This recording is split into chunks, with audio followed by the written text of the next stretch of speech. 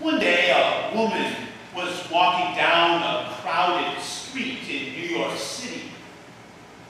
And as she made her way along, she walked by a homeless man who was sitting there on the sidewalk. But as she went by, the man yelled out, "Don't look at me like that. I'm not a nobody. I'm somebody." And then he added, "Do you see that homeless man over there? Now that's a nobody. Are you a nobody? Or are you somebody?" Here in this story that we just listened to from the Gospel of Mark, most of Jesus' followers at that time would have looked at that woman who came up to Jesus and asked for his help. They would have looked at her as being a real nobody. After all, for one thing, she was a foreigner. She was a Syrophoenician. And for another thing, she wasn't a Jew. She was a follower of another religion. She was a Gentile. And once more, here in this story, we aren't even told what that woman's name was. She's simply presented as a nameless, faceless person who had a problem. And so when Jesus encounters this woman, what does he do? To be honest, Jesus doesn't do what we would normally expect Jesus to do. After all, don't we normally expect Jesus to drop everything and help? Don't we normally expect that when Jesus sees someone with some pain or problem or trouble, to drop everything and do what he can to solve that problem? But not here in this story. No, when that woman comes and asks Jesus to go and remove the demon that is tormenting her daughter, Jesus says to her, "Let the children be fed first. It's not fair to take the children's food and throw it to the dogs." What are we supposed to make of those words? I believe that what Jesus was doing was quoting something that many people he knew were saying. I believe that what Jesus was doing was quoting out loud what many people he knew were whispering to each other quietly in secret. Let the children be fed first. It's not fair to take the children's food and throw it to the dogs. And what those people meant by that saying was basically this: hey, we are God's people. We are somebody. But those other people, those outsiders, those Gentiles, they're nobody. God doesn't have time to be bothered with the likes of them. And so when Jesus spoke those words to that woman, I don't think Jesus did that because he believed those words.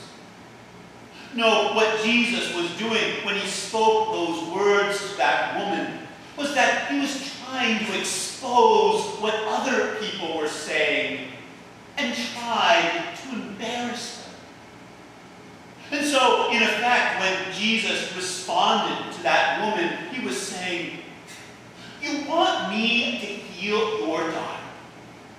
Well, these people over here, they don't think I should help you. They say that you're a dog.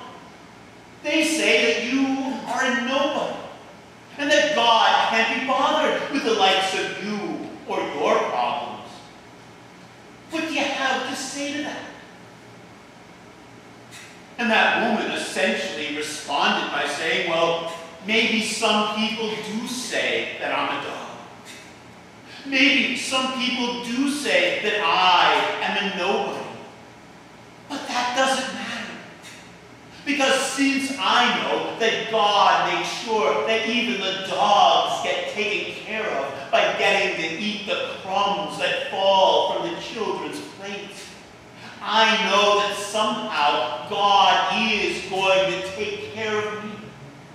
And so even if other people might think that I'm a nobody, I know that's not true. I know that in God's eyes, I am somebody. A lot of evil throughout history has taken place when certain groups of people have been labeled as being nobodies. A prime example of that would be what happened back in Nazi Germany during the 1930s and 40s. You see, we need to realize that among the German people, acceptance of the Holocaust, acceptance of the systematic extermination of the Jewish people did not come about overnight. No, acceptance of the death camps and the gas chambers only came about after a long, gradual period where the German leaders did their best to convince the people that Jews were less than human, that Jews were nobodies.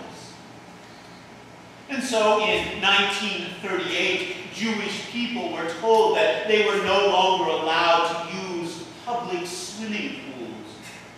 In that same year, it became a law that Jewish children were not allowed to play with German children.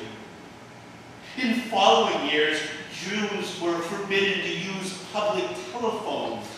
They were not allowed to buy soap or shaving cream.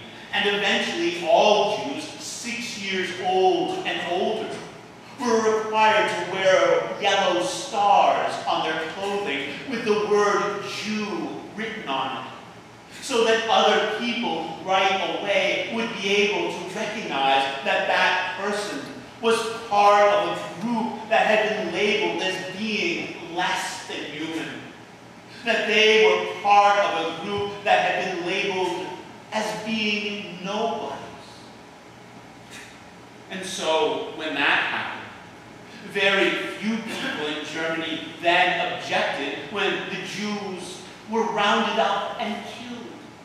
After all, they figured, who really cares what happens to the Jews?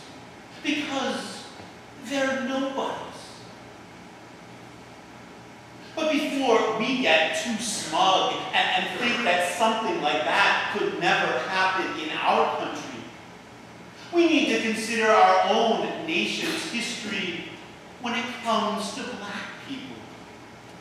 Back in the 1800s, the United States Supreme Court even went so far as to declare that black people were not human, that they were nobodies.